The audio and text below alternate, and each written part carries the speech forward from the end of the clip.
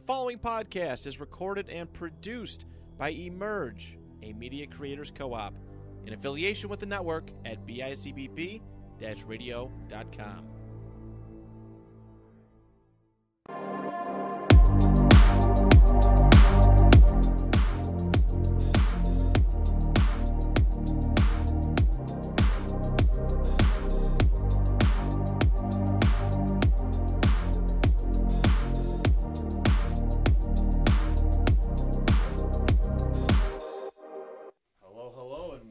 To the Big YAC podcast. This is episode 6, and I'm joined here by my father, as many of you guys have known him as Coach P. And also I have my brother Anthony here as well. You know, a lot of you guys are Hello. Yeah. Hello. It's a family affair. Yeah. Nico couldn't be with us today. He is in Washington D.C. You know, traveling down there, exploring the city. So yeah, I decided the show must go on. You know, last week you couldn't have an episode due to some unforeseen circumstances. So yeah, let's get to it. Introduce yourself. I mean, obviously you guys are my family, but you know, let the viewers know. You know, who are you guys? Okay. Well, I'm Tony Paretto, Coach P. I've coached Niagara Falls High School Wolverines football for since 2009, 2008. 12 years. Yeah, and I took a little hiatus, but I've been back with them. I'm their defensive line coach. I'm a electrician with the city of Niagara Falls, and I played football, old Niagara Falls High School, red and gray, Power Cat. Let's see. And like I said, I've coached Little League football at the purple team there, the Cobras, Vipers. I did some nice work with them for a couple of years. Helped them bridge things to high school, but it was just too much. You know, it's a lot of time. So now I just do Wolverines football, and I enjoy it. I'm a volunteer coach, and I do it because I love the game, and the kids. Hopefully they like it too. I try to make a nice experience for them. But I'm glad I'm on a podcast. I was wondering when I was going to get on this thing. It was going to happen eventually. Yeah. Just waiting for the right time. I want to have a couple guests on, and then we probably should do like a high school football thing. You know what I mean? And preview maybe a couple of games or something. You know, just a suggestion. Yeah, I mean, once the season comes around, we can branch into that field. But tell me about yourself, Anthony. So I'm also Tony Paretto, younger one, not a junior. I also played high school football, Niagara Falls High School, graduated 2013. After that, I played college football. I did one season at ECC. And then from there, I transferred to Edinburgh University, and I played 2 seasons there, redshirted 1 year. And then I transferred from there, and I played a season at Buff State. And that's where I graduated. So I have 4 years of college football under my belt. Currently, I am a firefighter for Niagara Falls. Alrighty. So yeah, I mean, throughout the years, my dad has taken us to not all the games, but a lot of games as a kid. I could even remember games at the age of 8. Just sitting there in the stands, freezing our butts off. We weren't really a good football team yet. Those years. Sat you on my knee because our tickets were all messed up, and so I sat you right on our knee, and they didn't mess with us. Yeah. I just remember a couple games where I think the one game Anthony got a beer spilled on him, and oh yeah. Too young to do anything about it. Canadian girl. Yeah, I remember that. I believe that was 2008. I think it was a 49ers game, if I'm not mistaken. Yeah, it was a 49er game. Yeah. It was cold. I remember it was cold. Yeah. I was yelling at her, please stop. I think we lost to, was it Tyler Thigpen was the quarterback? I think we lost that game. Yeah, it was one of those, no, I think it was Alex Smith. I think Alex Smith was the guy. Was it Alex Smith? Yeah, I think Alex Smith was the quarterback at the time. But, I know Frank Gore was there. That was Frank Gore, one of his first couple of years. But, a couple other memories I have is I have a memory of a Miami game couple years later, it was just me and you that went, and we were walking out of the stadium, and this is the Ryan. Yeah, you know this story. It was the Ryan Fitzpatrick years where he had Terrell Owens there, and we're walking out of the stadium, and we see this guy, this old guy and his son. He goes up to this guy who's selling T-shirts that say like "F the Dolphins" and whatnot. Decides to go up to this guy and rips a shirt from him. And the guy who was selling the shirts retaliated by throwing him into a guardrail. And I was sitting there at like 10 years old, just like I don't know, like your first fight, and well, I think they were both drinking heavily, or were drinking heavily. Yeah. So he saw his first fight. Yeah, I mean, like a real good Donnybrook. Yeah, it was good. Yeah, that was my first like real experience into like the Bills Mafia, like that realm, and like it was, and then from that point forward, it was things like that were just not surprising to me, and so it really like laid the landscape of what Bills fans are about, and well, not all Bills fans, but you know what, I've been a Bills fan my whole life. You know what I mean? And we've taken a lot of crap over the years. And I felt so bad. I made you two guys Bills fans. And a few years ago, up until a few years ago, I said, what the heck did I do? Did I curse these two great kids, to be Bills fans? And oh, my God, the disappointment. And you guys had come back. Hey, Dad, we missed that field goal against Cleveland on a Monday night game. I know, son. I think it's actually Michael's curse because the playoff drop was it 1999 or was it 2000, the year Michael was born? Well, no, we made it. Michael was a baby. Your mom had to work. We're over your aunt's. And Grandma was holding Mike. And it was during the home run throwback. Oh, yeah. Music City Miracle. Well, heck, Mike was in my arms when the Sabres got scored on in overtime and lost the Stanley Cup. And I sat there and I had him in my arms. I go, oh, what am I doing?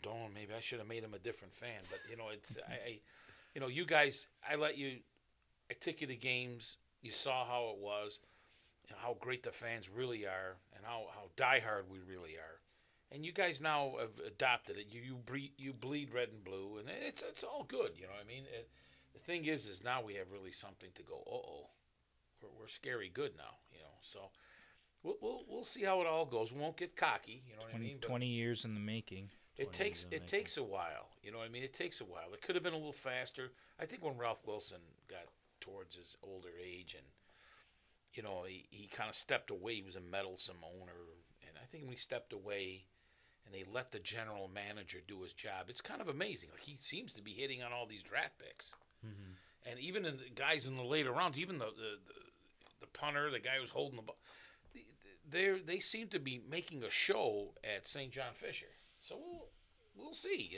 That's just more ammunition the way I look at it. Yeah, I mean, how would you compare? You lived through those 1990s days with Jim Kelly. And all those Hall of Famers. I mean, how would you compare then to now? Well, I'll be honest. I love Josh Allen, and I love his. He does a couple of bonehead things when he was younger, but he seems to be on his game now. And I like how he improvises. I mean, the way he improvises is like nobody else. Even in the great games, Kelly would throw 3 picks. We beat Los Angeles 51-3. On our way to the first Super Bowl. Kelly still threw a couple picks. Yeah. You know what I mean? And I'm like, so Jim Kelly's a Hall of Fame quarterback. If I put them up against each other, Josh Allen is on his way. He's going down that road. You know what I mean? The question is he going to be a better quarterback than Jim Kelly when we'll it's all see. said and done? If he keeps it up, I think he's going to. He's already starting to take out some of those records now. Slowly but surely, he's popping them. And he hasn't been in the league that long. You know what I mean? So, look at it that way. 4 or 5 years. Yeah, I remember when we met Josh Allen at that draft party. That was something. I couldn't believe how big his hands were. I couldn't believe how big him and Tremaine Edmonds were. There were some big human beings. And not that I'm a small guy, and you're not a small guy, and you're not a small guy. But, I shook Tremaine Edmonds' hands. His hands were this much bigger than mine. You know what I mean? And I couldn't believe it. He's just a big human being. And Josh Allen's just a man. Yeah, after about a month after the draft, I saw Josh Allen at the Taste of Country concert. And when he got drafted, not many people knew who he was. So me and my buddy Ricky went and introduced ourselves. And we, of course, knew who Josh Allen was. We went up and talked to him. And it was him and Harrison Phillips and a lot of the other rookies because they got drafted the same year. And he shook his hand, talked to him. And, you know, he's a great guy. Talked to us for a couple minutes. But, yeah, his face lit up when we told him we knew who he was. And we were excited and thought that he was going to do big things in Buffalo. And he has. Yeah, that's probably like the inner kid in him too. You know, just wait until the day he got drafted for people to recognize him, and then just a couple of guys at a concert. Yeah, you're Josh Allen. I think most people across the United States could recognize him now. Oh yeah, he's everywhere. He's in Wegmans. If you go to Wegmans, he's literally at every corner. He has his own cereal now. He has his own hot sauce. He's on shirts. Like there's literally this shirt at Wegmans where he's just flexing. Like it's just him at the I gym. think he's like the second most jersey sales too in the NFL, or at least like top 3, top 5. Yeah, he's definitely up there. Yeah, everybody. I think the Kansas City playoff game helped put that young man on the map. Yeah, I had the conversation the other day, and people were saying they think it's one of the best games in NFL history, not just last year. So I mean, I've seen a lot of games, guys. I started watching football. I was 9. You know what I mean?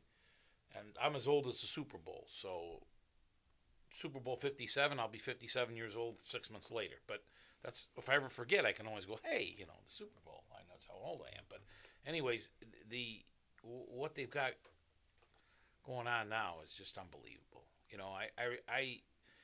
I remember going to the old playoff games. I remember we would rent a U-Haul truck. And we would, I'd probably right next to the studio there's a U-Haul. There is. I probably rented one of those. And we would go up in that U-Haul. We'd bring a little heater up in there, and we'd throw my buddy Richie's picnic table. We wouldn't even ask. We'd just throw it in the truck, Mm-hmm. We had some basket lights.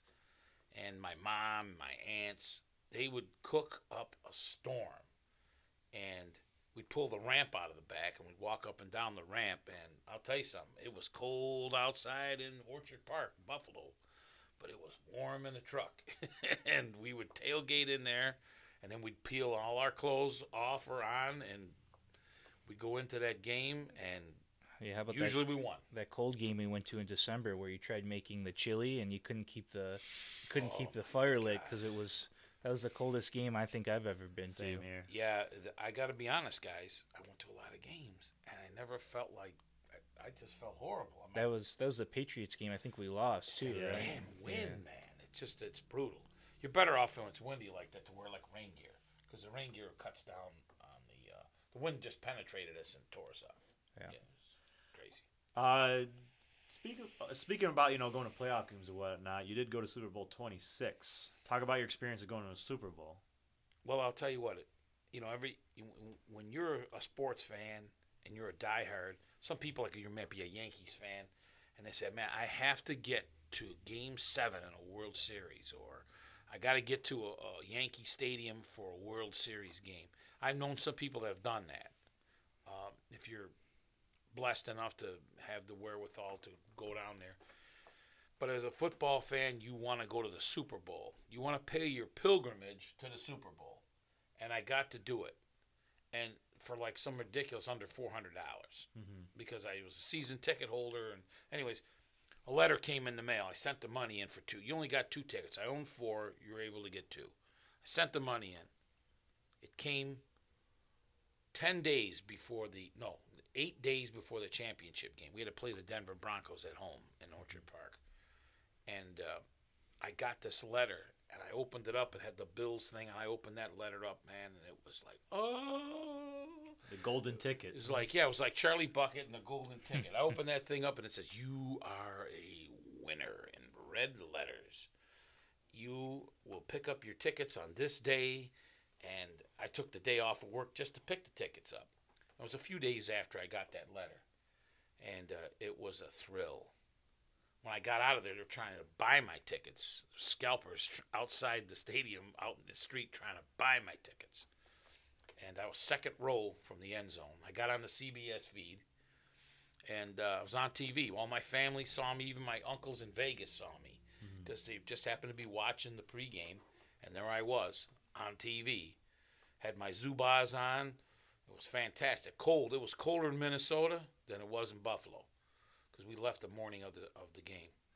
But I walked out there and I saw that field, man. I said, oh, I can die now. I've made it to the Super Bowl until the game started. And we didn't do well right from the start. But it's okay. They've gone warmed up at the end, but you cannot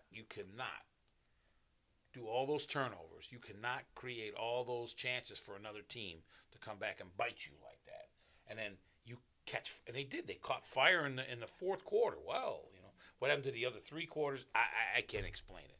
Yeah. On paper, we should have hung with that team. But what are you gonna do? But it was a thrill of a lifetime. Yeah. Do you have any Bills experiences that you want to share, Anthony? Or Well, speaking about being on TV this last season, we made the game, same one where Ryan Fitzpatrick took his shirt off. I happened to have a few cocktails and take my shirt off too, and joined a whole row of other individuals with their shirts off, and we happened to make ESPN.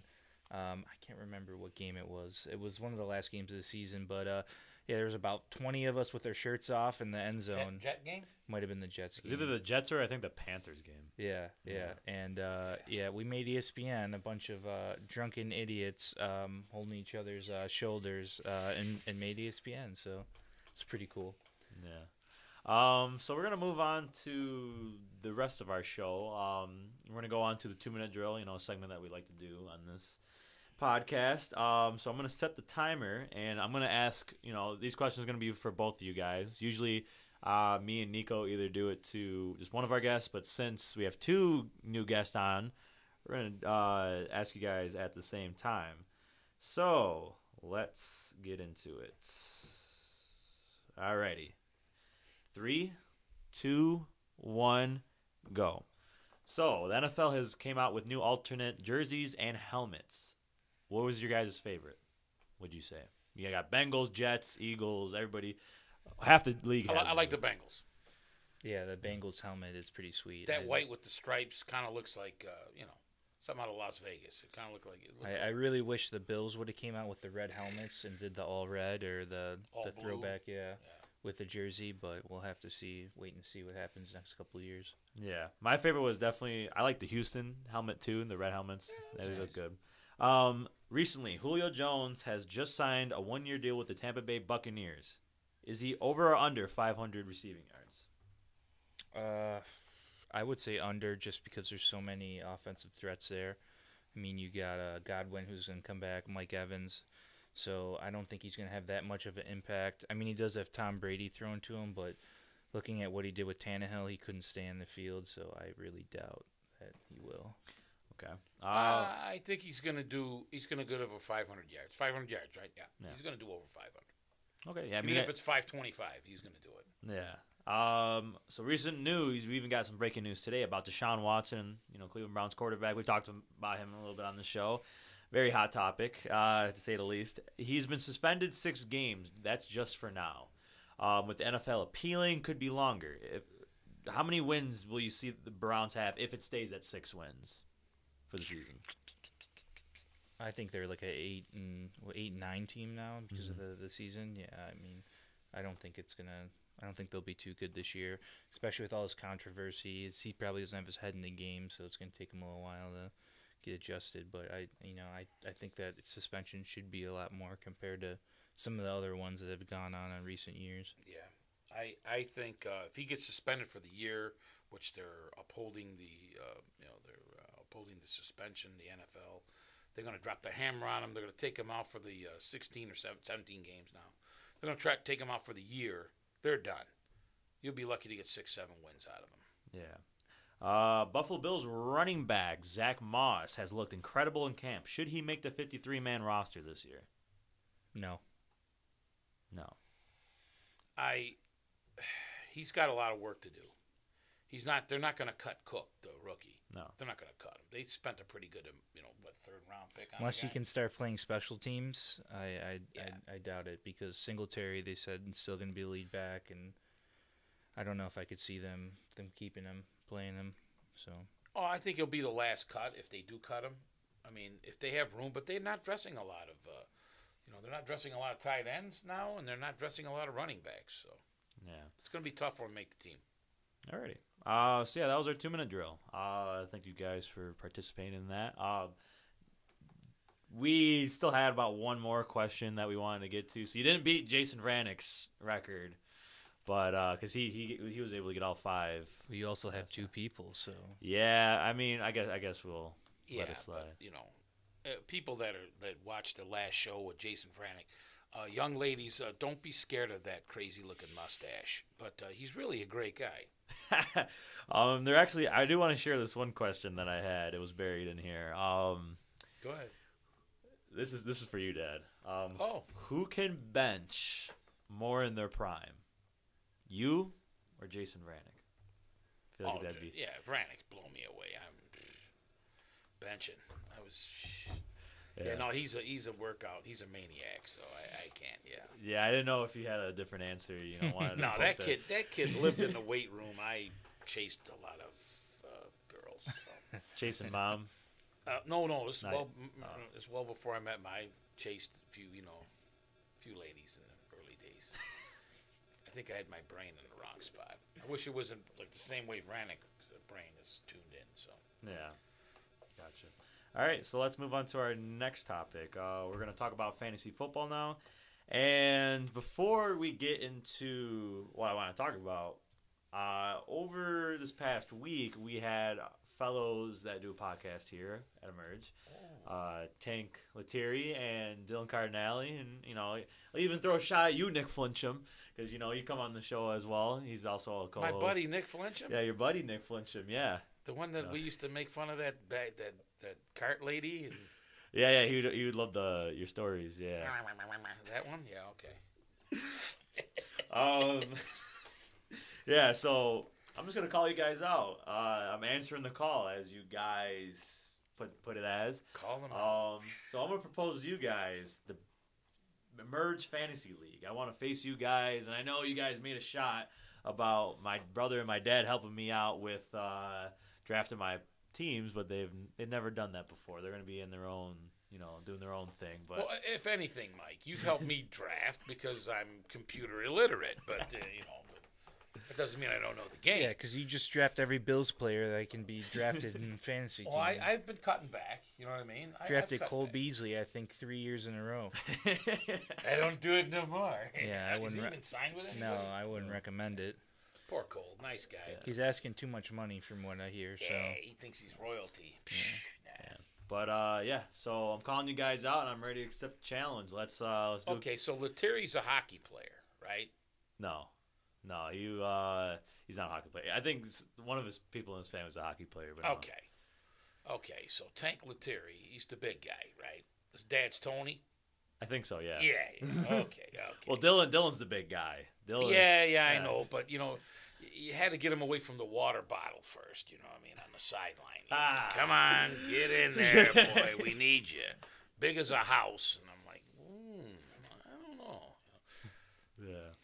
But, so next coming weeks, we're going to do a Big YAC. We're going to do a Big YAC Fantasy League. We're going to do a draft. And so can't wait to have you guys there. We'll talk about the details at a later date. So let's go on to the rest of the fantasy time. Speaking of Julio Jones, we talked about him getting signed by the Bucks. Is he draftable this year? Because, it was looking like he was going to go undrafted this year, regardless of who he went to. But he went to Brady and the Bucks. So what do you guys think? Would you draft Julio Jones this year? I would draft him just in the later rounds in my Dynasty League. I think he went round 10. But, I think Godwin's going to be out for a couple weeks, so maybe in the first couple weeks of the season his value may be a little bit more.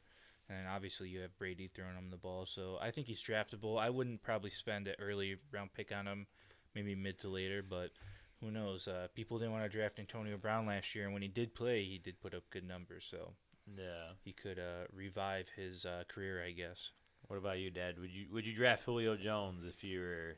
Well, if I had like a couple picks left and it's late, I might pop one on him. But if I've already got my fill of good receivers, there's so many good receivers now, young ones that are going to get the football.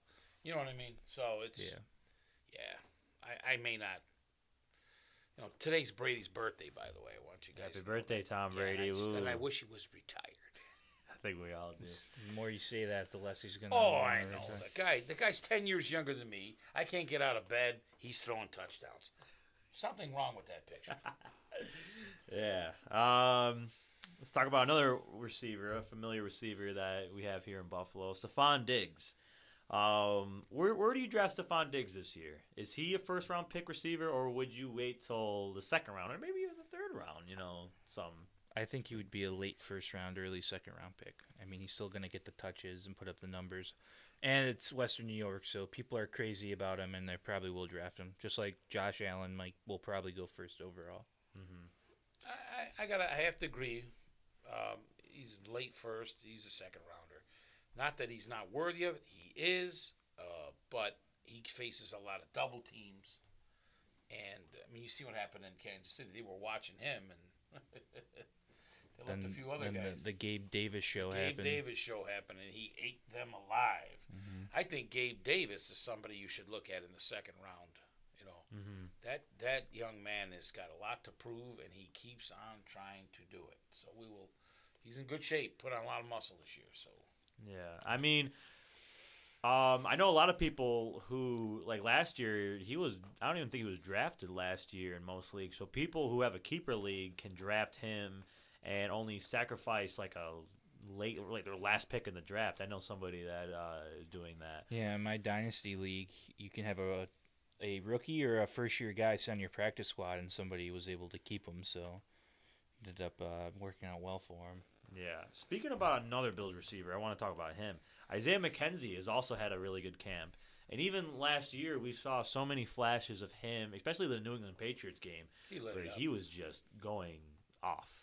Yeah. Where would you put him in the fantasy aspect of things? Like, would you guys have him in your lineup? I would draft him mid-round between probably 4 and 7. I mean, as a slot receiver, I think he's going to see a lot of touches. So look at Cole Beasley's numbers, and then look at what Isaiah McKenzie could do and being a better athlete and faster. And you got the kick return, punt return aspect if you return, so you could potentially get points there. Yeah, I think for me, definitely is a guy who I would want on my roster. That's a very good bench player too, as well. My thing is, it's just there's so many mouths to feed in Buffalo. It's just hard. You got Dawson Knox. You got we just talked about Gabe and Stephon. Said O.J. Howard's looking good too. O.J. Howard. Jamison Crowder too is also a name you got to watch out for. He's been a little injured to start camp off, but She hasn't been on the field at all, right? McKenzie keeps doing good. I could see him potentially cutting Crowder for, saving some money, maybe to sign Odell Beckham later in the year. But Ooh, I know that's another rumor flying. We could see. Yeah, I saw a tweet where somebody made like a Photoshop edit of him in a Bills jersey, and he woke up the next morning and thought his agent made it came true, and so he added Von Miller and was like, hey fam. He's like, what's good? Like, he wants to come here. And Andre Reed's recruiting him. Posted that picture on Instagram trying to get him to come to the Bills. So yeah. I mean, that's a good guy to recruit him. Bills legend. But yeah, going back to Isaiah McKenzie, I mean, I do think I do think he's draftable. I just think a lot of Bills receivers are just draftable. I mean, when you get a guy like Josh Allen throwing the ball, I mean, he's one of the best quarterbacks in the league. It's just.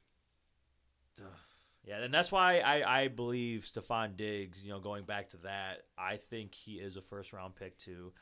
Maybe I wouldn't do top 10, but I would do, if you're in a 12-man league, I think 10, 11, 12 is like a great range for him. Well, which receivers would you rank ahead? Would you in your top 10? My top 10. Yeah, let's see. Here we go. Which receivers. Yeah. All right. Let's hear who you think is the top. Well, number 1, I got to go Cooper Kupp. Number 1, I'm going to go Cooper Kupp. I feel like he's the guy. He's, Super Bowl MVP. Like, he meshes so well with Matt Stafford. I got to put him 1. He's a fantasy god as well. 2, I'm going to go with Justin Jefferson. I'm going to go Justin Jefferson too. I think last 2 seasons he's been, a top 5 fantasy player in general. So I mean, yeah. I'm going to contradict you there and say Jamar Chase as the number 2. Yeah, see, Jamar Chase Yeah. he's my third guy. I think like him and Jefferson could be interchangeable. Chase had probably one of the greatest rookie seasons from a receiver. He single-handedly won me two fantasy leagues this year. Yeah. Especially the late game, late season performances that he has. The chemistry between him and Joe Burrow is just unmatched. Yeah. Number four, I'm gonna go our guy Stephon Diggs. I have him at 4. It's a little controversial because at 5, I'm putting Devontae Adams at 5. That's fair to say. You don't know what's going to happen with him and Derek Carr. Obvious quarterback drop. From going Aaron Rodgers to Derek Carr. Rodgers is great.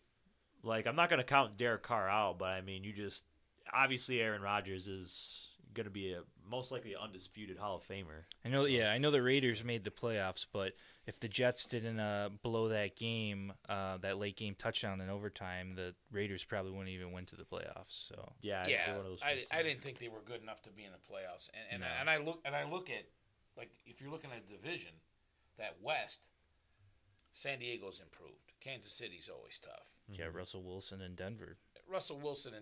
That's gonna take games away from Kansas City and the Vegas Raiders, because you got to look at it.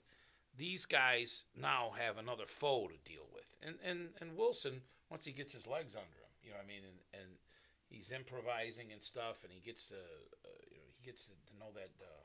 They always had that home field advantage at Denver with the mile high. And they might have a slow start, Denver, but I think they'll finish strong. Yeah, but yes, I think Kansas City could potentially take a step back. I mean, they don't really have a number 1 receiver anymore. But I can't see Oakland going up, and just because they made a move on a wide receiver, they're going to just go up to the top of the league. They made a couple moves. Didn't they sign an all-star corner too? I don't think they got a corner. They got Chandler Jones. Yeah, Chandler Jones. So they have Jones on one side, and then they have Max Crosby on one other side. It's just yeah. And then San Diego's got Khalil and Bosa. J.C. Jackson, who's arguably a top 5 corner from New England. Yeah, and then you have Bosa on the other side, who's unbelievable. If he's healthy, it's probably the best D-line in football right now. Yeah, it's up there. It's got to be. Yeah. I mean, places 5 to 10 is a little. It gets a little hairy. I'd probably go. Dang, I'd probably go. This might not be any order. I don't know if I can give an order, but like Terry McLaurin is up there. Like DK Metcalf's top 10, I believe. And who's throwing both of them the ball? I get that. It's right. Drew Lock / Geno Smith and Carson Wentz, but it's Terry McLaurin was doing good with Taylor Heineke. So I mean, I don't know. I mean, I don't think Carson Wentz is that far off from Heineke. Whether we want to say, you could even say Heineke is better than Wentz in some ways. It might be close. Yeah.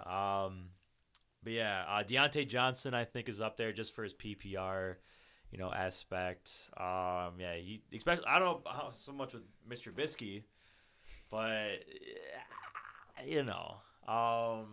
let's see who else is there. AJ Brown maybe put AJ Brown up there. I got a running back throwing him the ball. Jalen Hurts. My friend Rodney, he might have something to say about that. But I don't think it's going to make any difference. No. Yeah. I don't think it is either. Guy has no quarterback vision when throwing the ball. Yeah. So, do you guys have any fantasy sleepers? Some guys who are under the radar that could pop off and help you out in the long run. I mean, Gabe Davis, big sleeper. Mm-hmm. I like that rookie receiver from Kansas City, Sky Moore. I think him in the slot, he could take all those targets Tyreek Hill had. They said he's quick and shifty, so could potentially be a new Tyreek Hill. We'll see what happens. Yeah. Do you have anybody in mind, or that, or? Well, it's I'm gonna lean on Gabe Davis. I'm gonna go the hometown, because I think he's that good, and he's in better shape than he was last year. Yeah. So if he, the injury bug doesn't hit the Bills too hard, which is hopefully not, knock on wood. But yeah, I mean, he's going to be dynamite. I mean, a lot of people are predicting he's going to have great things. So Is he a top 5 receiver? No. But he might work his way into a top 25 receiver. There's a lot of great receivers. I mean, James Cook, another Bills player, could be. You know. I mean, if this kid is the real deal. I saw a highlight. I think it was one of the bowl games, and he flexed out from the running back position into the wide out receiver, the X position, and he just burnt the linebacker for like a 60-yard touchdown. Right. So when Thurman Thomas was in his peak, he could flex out, and he was in the K gun, and he would flex out, and he would go into the mix. They'd have 4 receivers. He would flex out. He would make it 5, and they would toss him this little quick pass, and then his athletic ability would get him farther. Heck, he even caught stuff downfield, especially against like Miami and stuff like that. Yeah, that mismatch with if a linebacker has him in man coverage. I mean, who are you going to take, James Cook or a linebacker? I mean. Yeah, I mean, I'm not. Those guys are hometown. I'm more more what they're going to do, and I think we're going to see a lot of stuff from those guys.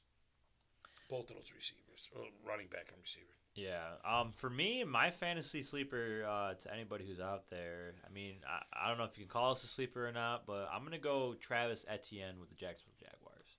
I think the offense with Doug Peterson, and we're going to talk about this in a little bit, I think the Jaguars are going to improve a little bit. I think Peterson is obviously a better coach than whatever Urban Meyer attempted to do last year. And then you have James Robinson. He's coming off an Achilles injury. I believe that was the injury. And those aren't hard to recover from. So, and I heard from camp that he's been looking amazing. He's been lining up everywhere. Well, look at Doug Peterson and the Eagles. They never ran the ball. They never ran the ball. Look at Miles Sanders. I mean, they never utilize him as properly as they should. So, if that's to say how they coached him, I mean, I don't know. Yeah, my thing, what I saw is that they've been lining him up like kind of like everywhere, like how James Cook is. Like he's gonna be lining up out wide here and there. They're gonna be throwing him the ball. I feel like, and that's what I think, especially in a PPR league. I think he's gonna bring some value. That's my guess. Yeah, another sleeper I had was the second-round pick for the Packers, Christian Watson. With them not really having a number 1 receiver and Alan Lazard being their number 1, I think he could really fill in there and potentially be the Jamar Chase of this year. So yeah, I mean Green Bay has Lazard, Watkins, and then Watson. And Watkins can't even stay on the field. I think he got carted off the other day. So yeah, it's sad. What do you have to say about Sammy Watkins, Ed? We talked about him in the first episode. Oh, sorry about that. I was getting text from work, so. Okay. Glassfoot, is that what you call him? Sammy Watkins. Yeah, Sammy Watkins, Glassfoot. He steps on a stone, he's out for 6 weeks. So, yeah, would you take that? The guy could never stay healthy, so rumor has it he might have a little problem with taking care of his body correctly. That's probably why he gets injured so darn much. Yeah. Doesn't seem like he cares. Yeah, he's made his money. He's made a lot of money in this league. And you'll find that some certain guys are just, I don't care. And then they're not longevity. They're not a Hall of Famer. They want to be, but they're not. Yeah. But yeah, I'll agree with you with the Christian Watson one.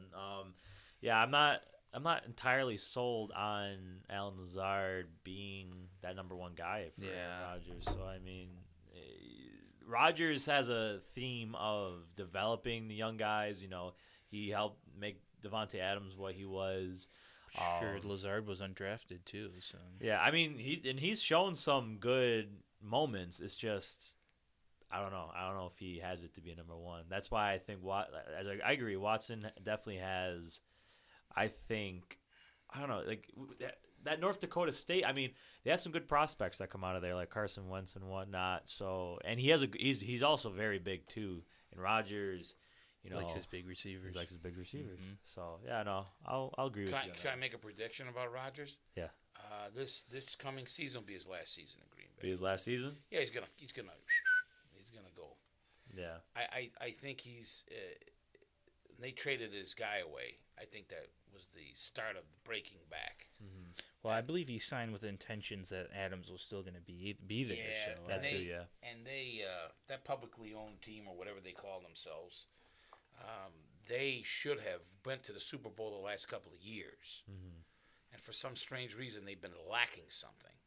And I know that Rodgers, well, he's coming to Buffalo this year. And if he gets roughed up, he's going to stink. Once you get under his crawl, under his skin, he stinks.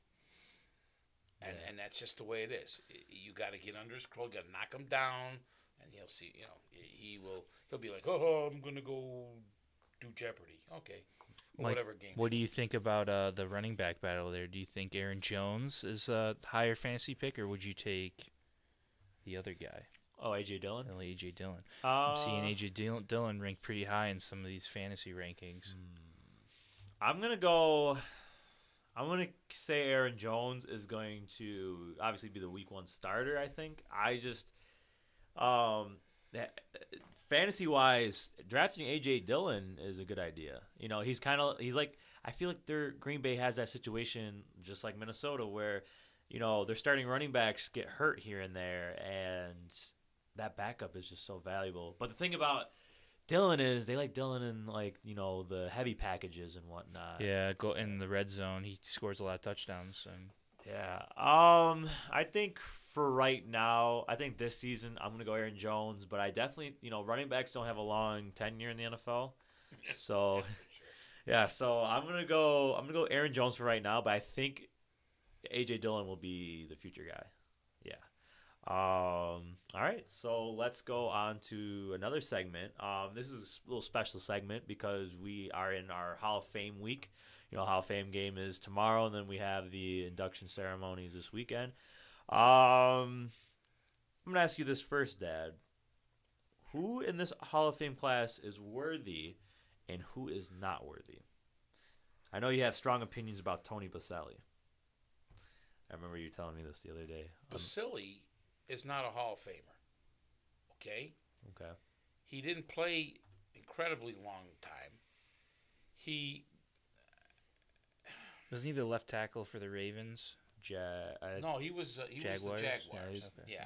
And they had like 2 good seasons, maybe 3. And Mark Brunell was their quarterback. I think they're scraping the bottom of the barrel when you got to go to Tony Baselli. Mm-hmm. Yeah, he was the number 1 overall pick, and that's probably why. The problem is what you're getting is these sports writers in New York City.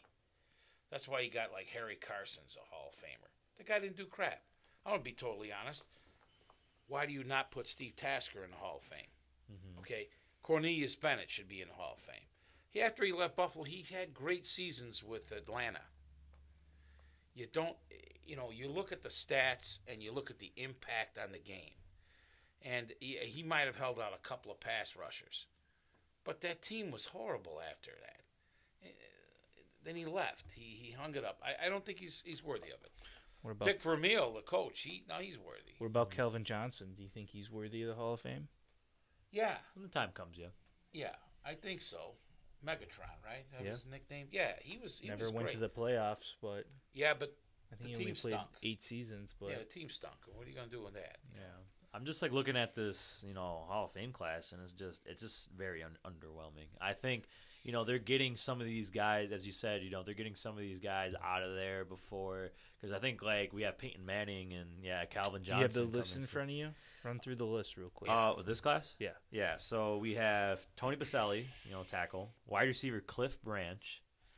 I'll vote for Cliff Branch. You'll vote for Cliff Branch was a great football player for a long period of time. He played with Stabler.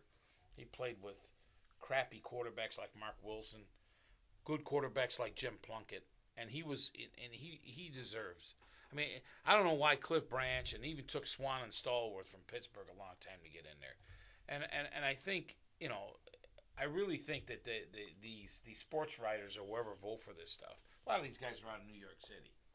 And every year they're looking, well, what jet and what giant can we put in there? Lately, 0, 0, 0. Mm-hmm. What's next? Phil Simms? What about Eli Manning? Oh, no, Eli Manning, there. 2 But Super I'm just Bowls? saying, yeah. He had some success, with the Giants. Yeah, I give him that. Or you should also look at the stats. You got to look at the stats. What did he do normally? We'll look at that whole class. Like, do you think Ben Roethlisberger? Do you think Yes. Eli Manning? What about Phillip Rivers? Does Phillip Rivers deserve the Hall of Fame? I got to look at his stats. I have to have the stats in front of me. Those are three and, guys. And you look at his winning percentage, and he could be very well. If I was a sports writer, I'd have to be convinced about Phil Rivers a little more than just we were so distant from him being on the West Coast. Yeah, I mean, I think that whole That's a good class group, though. yeah, that whole group of quarterbacks. Yeah, Roethlisberger, Manning, Rivers. I think Breeze was that one too. Breeze is before that. It was a year before. He was the year before that. Breeze Okay. was the quarterback in San Diego. Before that, they probably should never even drafted Phil. Yeah. They had one bad year, and they got the draft, and they drafted Phil, and they kind of wrote off Drew. But Yeah, I mean, I think Roethlisberger is Hall a of for Famer. sure Hall of Famer, but Breeze is Hall of Fame. yeah, Breeze. I think Eli's probably for sure. I think Phillip Rivers probably not. I think he's on the bubble. Yeah. Yeah, If they had to pick between those guys, I think those guys deserve it. I think Rivers went to what, like 3 or 4 AFC championships and never won one. So Yeah, he's never been in a Super Bowl at all. Yeah, he never made it to the big game. And you're going to look at what did he do in those games? I mean, was the defense lousy and he lost those championship games, or did he stink up the joint? I mean, yeah, like LaDainian Tomlinson, one of the top 10 running backs probably in NFL history. I mean, I saw him sit on the bench against New England in a championship Yeah. game. I'm like, what's the matter with that dude? Get him out there, So I don't know. I think the team quit on him. To be honest with you, but it's a shame, We also have safety Leroy Butler. We have linebacker Sam Mills, defensive lineman Richard Seymour, Bryant Young, and then we have Dick Vermeil, and then we have Art McNally. That's the class. So. All right, Dick Vermeil definitely deserves to be in the Hall of Fame. He didn't. He won a Super Bowl with. 2 teams, right? 2 different teams. He went to the Super Bowl with the Eagles back in 70s. Oh boy, hold on, Tone. 80, 81. He went to the Super Bowl and they lost to the Raiders. Yeah, and then he won one with the Rams. And then he went to Kansas City, but he made him a winner immediately. Yeah. That's why when a coach takes over like that, it's not like, it's 4-year rebuilding. Nah, he went there and he made him good right away. So he deserves it. He was a student of the game. He was an excellent coach. Art McNally, okay, sure, yeah. Throw him in there. Yeah, throw him in there. Let's go to the Leroy Butler thing. Okay, maybe. Yeah. And who else was before that? Bryant Young, Bryant Young. defensive tackle. San Francisco? Yeah, I think it was a San Francisco Mediocre guy, at best. Mediocre at best. Okay. What about... You should put Ted Washington What in about there the before old that. New England Patriot Richard Oh Seymour? yes, the Richard Seymour thing. Okay, let me. I'm gonna. Everybody out there in TV land, I'm gonna say this. New England stinks because Tom isn't there. Okay, and that Bill Belichick stealing signals and filming the Bills and Deflategate, whatever worked. He was an old school guy. Let's see what he does this year down in New England with that Jones kid. Okay, because let me tell you something. Brady was the real deal. He's the GOAT. I hate the guy, but he's the GOAT. I'll give him credit where credit is due. New England's going to stink because they don't have Brady. Okay? That's the way that's going to go. I think their record's going to be worse than it was last year. I think so, too. I think we embarrassed them. We showed them every hole that they have. Let's see. You suck here, here, here, and here. They lost their number 1 corner, too. Who's their number 1 corner? Jalen Mills, I think, right now? Yeah, I think it's Mills. What do you think the Bills receiver core is going to do to them? I mean, they're alive. Stephon Diggs was putting J.C. Jackson in a blender already, and people are saying he's a top 5, corner, and they don't have him anymore. So I I know Teddy Bruschi isn't there anymore, and their big pickup was Devontae Parker, who can barely play for Miami. So he could barely stay on the field. That was their big pick. That's nothing. They're going to be. They may be the worst team in that division. No. Okay, the Jets. I think Miami will have a better record than them. I would say. Yeah, they're third. Patriots third. Yeah. Jets fourth. The one episode I talked about. I had Bills, Miami. I had Jets. Jets, Patriots could flip flop, and I say that because Jets had a really good draft in my mind. Well, back to what I was telling you earlier, the NFL rumor that Joe Flacco is looking better than Zach Wilson. That's not a good sign for their foreseeable future. So, and you Jet fans out there, I feel bad for you, okay? And I'm going to tell you why. You joke about us Bills fans, terrible. You went to the Super Bowl in '69 and beat an inept Colts team that had an over-the-hill quarterback, okay? All right? And you barely won with Joe Namath. yeah, I agree with Micah about the Jets drafting good. I think the last They 2 did draft years, good, yeah. this year at the receiver, I think they draft well. But the one miss that they've had is the most important, which is quarterback. Yeah. So without the quarterback, it doesn't matter how you draft. I mean, you see these other quarterbacks, the kid in Cincinnati, the kid in San Diego, they're great. I mean, Joe Burrow won the Super Bowl.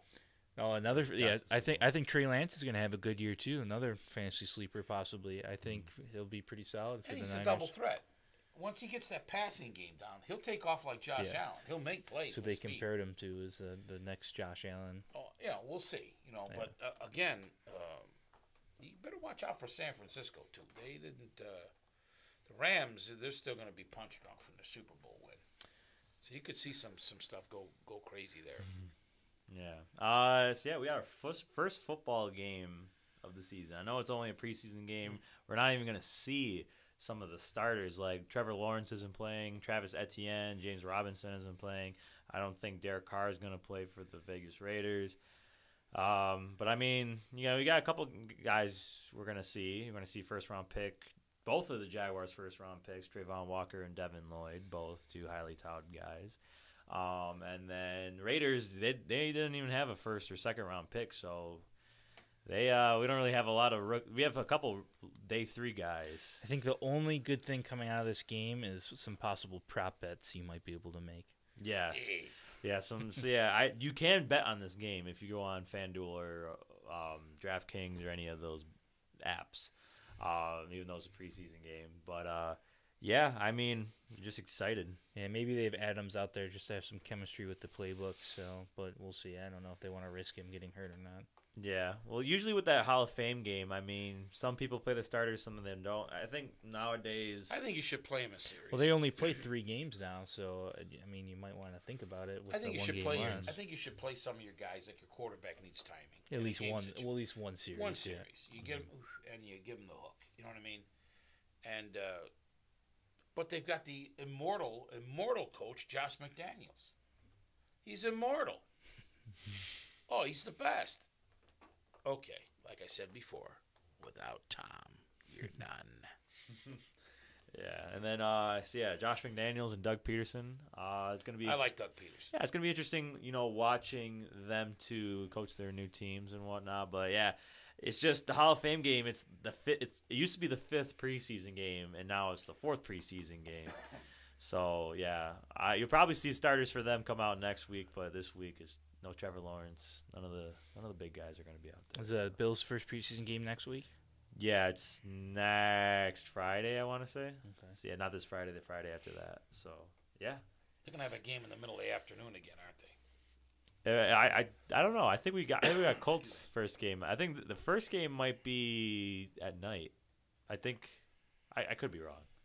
Man, that was the coldest game we went to, and that was the hottest game we went to. Yeah, everyone passed that out of heat. preseason game, people were going to drop They dead. won against the Packers. Yeah, this past there was year. a 1 Like, o'clock game. You don't have that at 1 o'clock in the afternoon. 80% of the 6 stadium o'clock, was maybe. passing out from having heat stroke. Yeah. Yeah, but yeah, just so happy we have football back, and we're on this show. We're gonna be breaking down some of the preseason games as well, and it's a preseason game, so we can't really give out predictions. I mean, not all the starters are gonna be out there, so we'll just leave it at that. Just enjoy the game and the ceremony. But yeah, I mean, that's all I have for you guys today. You guys have any closing remarks at all? We have the Firefighters Police flag football game in September. Okay. So everyone please support your local fire department. Unfortunately, I won't be able to play this year, but I will be out there supporting them and coaching them. So if anyone wants to come out, it's posted on Facebook and that. I might donate some early chili. September, some chili, maybe some Five alarm some chili. Gatorade. You're famous for bringing Gatorade to individuals. So Bananas and Gatorade. Bro. bananas and Yeah. Gatorades out to the players. Do you have a message for the police officers or no? Better watch out. Better watch out. And then You have anything else to add? No, and then next year there's going to be 10 of us that weren't able to play. So if they don't get it this year, next year they better be on their toes. There you go. I heard they're working those poor police to death. Those guys are getting forced into doubles. I also heard they have so many people trying out for the team that they have to have tryouts. So I know an individual has to try out to just play in the flag football game. So Wow. And I have offered my coaching to the fire department too as well. So if I could teach those junior or senior girls how to play football, I think you could teach grown men. Yeah, they were great too. God bless them. Yeah, my dad coached a junior-senior football game at Niagara Falls High School, and it was just We whipped the juniors, something severe. yeah. Oh, tore them up. Yeah, he was like, it's just like it's like a flag football game, but my dad's out here, teaching these girls like plays from like arts. Well, I taught them Wolverine stuff. Wolverine Spread. stuff. And we were spreading it out, formation, wide receivers. Did you teach him to take out the knees and go low too? No. Although blowing your ACLs. sister played in the game, and I think we started flag football just this last year in Niagara Falls, and we're going to play some other teams, and Vranic's involved with that. I said, I'll get involved with that. I love teaching the game of football. It's the best feeling. Coaching football's like doing chess with live chess pieces. Mm-hmm. That's what I like about it.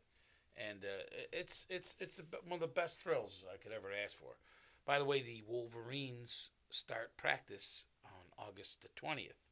So if there's any of our Wolverine players out there, be ready. Hydrate now. But we got to put in some work. We got a lot to prove this year. Mm-hmm. And he's helped coach, you coach, I coach. So hopefully if they come and they bring their big guy shoes, we should be okay. I know the Brannick had them in the weight room real good this year, so we should be a stronger Wolverine team. Big things coming. Do you have any other closing remarks, Dad? Real quick, a lot of bad things happen in the world.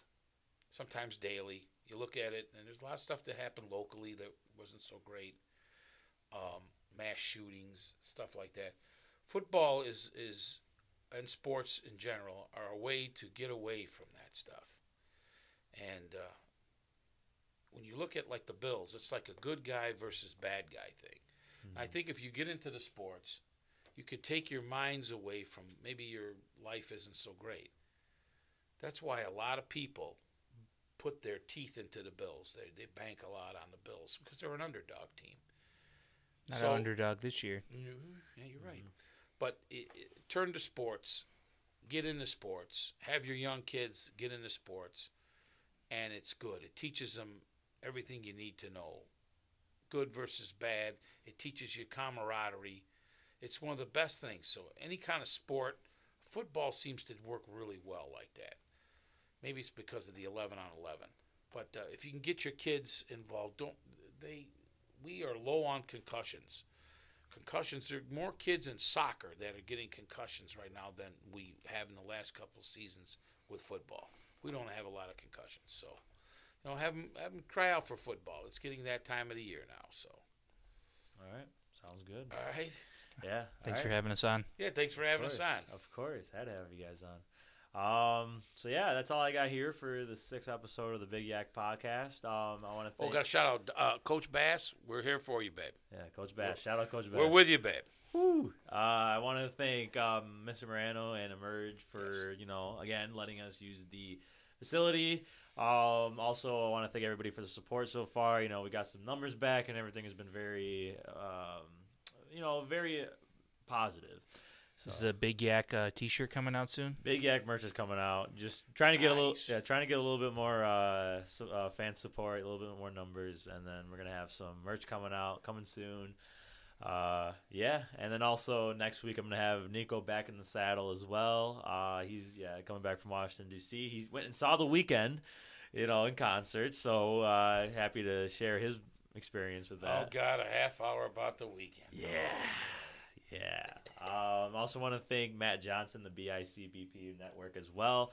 And yeah, that's all I have. Thank you guys for coming on. Until next week. Thank you.